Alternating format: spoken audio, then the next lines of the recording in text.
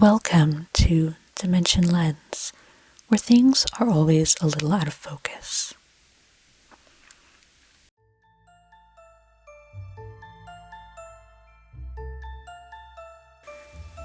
It's finally Halloween, the night where spirits rise from their slumber, the wolves howl with increased fervor, and bats beat their wings under the light of the moon. It is a sacred, beautiful night, the one time a year where you come to life. Most years, you float from house to house, blending in with children in their masks and frills. Among their ranks, you can almost pretend, for a moment, that you are human too. Nobody looks closely enough to see that you are suspended an inch from the ground. They are too absorbed in their sweets and their laughter. Sometimes you open your mouth too, mimicking the noise they make, although your voice is too quiet for them to hear.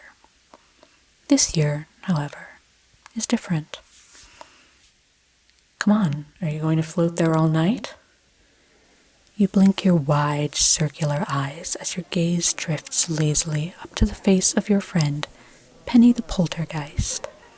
She's a humanoid spirit, clad in chains that jingle as she moves. She is what the humans would call scary. When she touches doors, they move.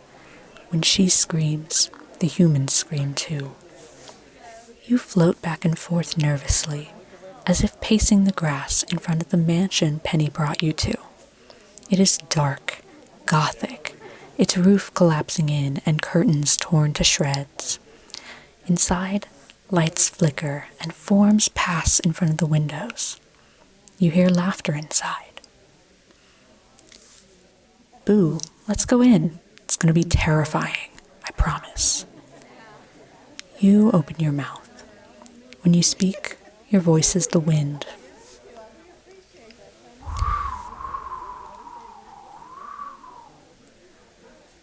No, they'll totally think you're scary. It'll be great.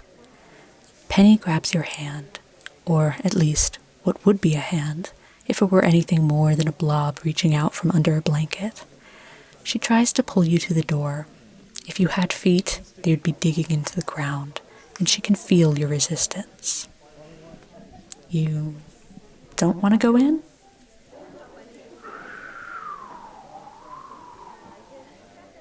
What's wrong?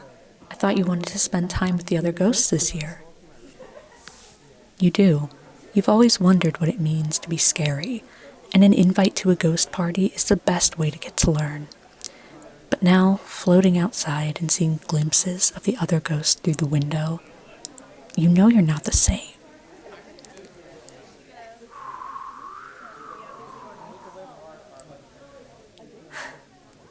You still don't feel scary enough? You nod. You think maybe you should wait until next year. Maybe next year, sheets will be scary. Penny shakes her head.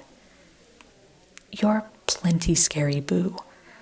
But would it make you feel better if I helped you dress up a bit?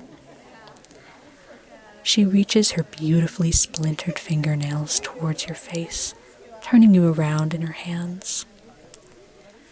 A little blood splatter, some tatters on the sheet, some chains around your wrist, and you'll be the scariest ghost in the party. What do you say?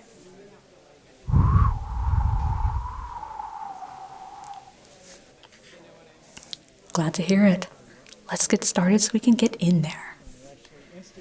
She flips her wrist, and in her hand appears a deep red vial made of glass, wide at the bottom and thinning at the top like a gourd, stoppered with a triangular shard of glass.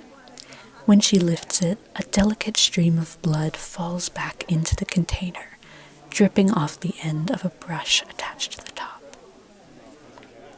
First things first, let's get some blood around those hands. Maybe at the bottom of your sheet, too. A little here. A bit up your arm. Maybe a bit here. Dab there. Almost there.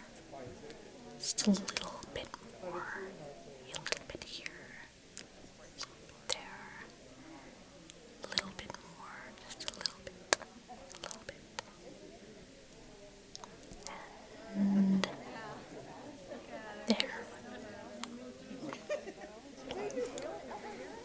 She steps back and admires her work. She gives you an approving nod. You look so scary.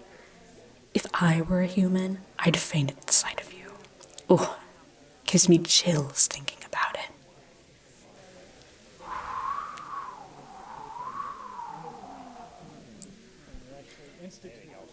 Still not enough, huh? Well, I've got a pair of fake fangs in my bag. Want to try those? She pulls them from her bag and holds them up to your face. She's almost all the way there before she realizes the problem.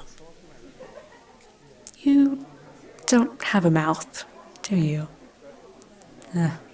Well, that would be a problem. No fangs then.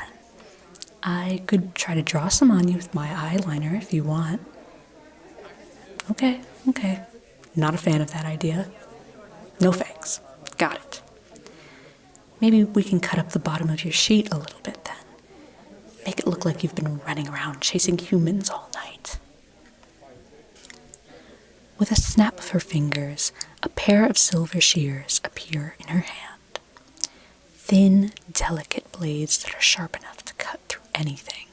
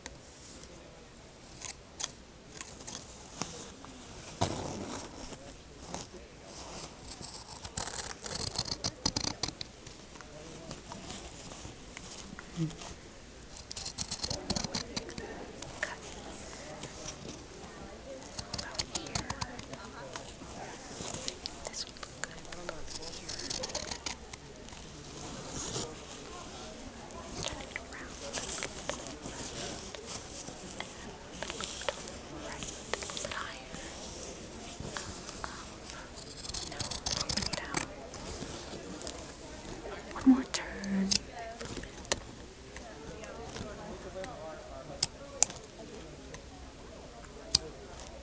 There you go.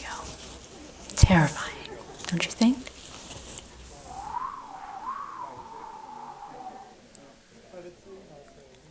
No, we're not done yet. Last thing.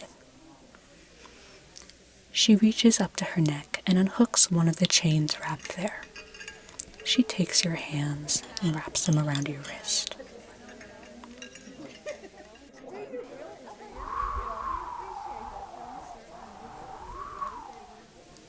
You must feel scary now, right? No ghost will be able to compare. Ready to head inside?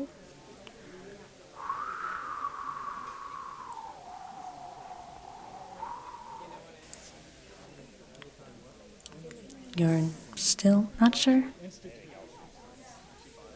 The other ghosts don't just look scary, you say. The other ghosts have stories. Humans pass them around and cower in fear.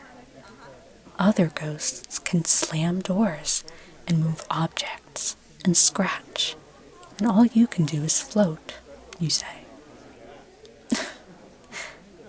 You think all the other ghosts in there are always scary? Please. I've got a few stories to tell about them, and they aren't all terrifying.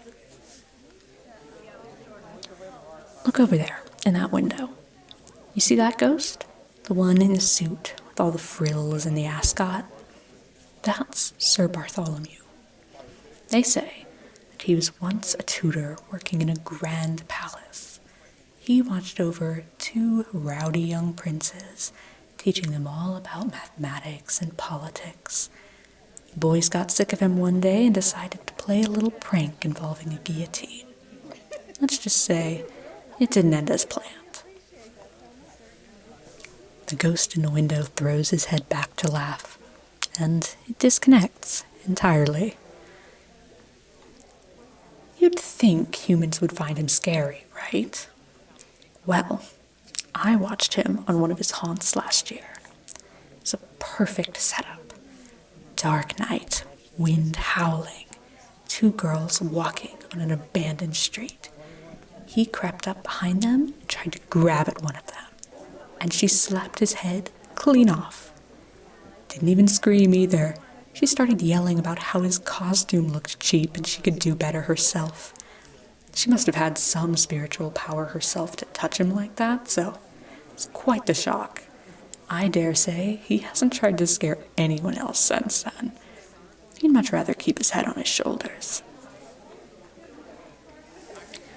And look, next to him, the lady in the white dress. That's Cassandra. She drowned the day she was set to be married. She had a whole thing going of appearing to young brides before their weddings and scaring them out of it. But just a few years ago, she overheard some humans saying that ladies in white were the most overdone type of ghost, and she's felt so embarrassed that she's barely been able to do anything since. Penny pauses and looks back at you. And even me, too. I tried to scare a human by making all kinds of noises. Slamming cabinets, jingling my chains. It works. I got so frustrated that he wasn't reacting, only to realize he was wearing noise-canceling headphones the whole time. Talk about embarrassing. She offers you a smile, and her chains jingle around her wrists, matching yours, as she reaches for you and places a hand on your shoulder, or what would be a shoulder if you had a little bit more definition. Even the scariest ghosts aren't scary sometimes. We're all trying our best, and no one's going to judge you for that. And I'm sure they all want to get to know you. You're a ghost, just like us. Are you almost ready to go inside now?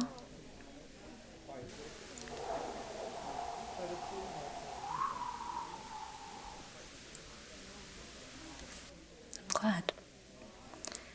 I'll introduce you to Bartholomew and Cassandra. They'll be delighted to meet you, and I promise you'll be the most terrifying ghost of the night. You let Penny lead you through the threshold of the old manor, floating a little more confidently. Perhaps tonight you will have a truly bone-chilling Halloween, surrounded by the spirits of those who are just like you.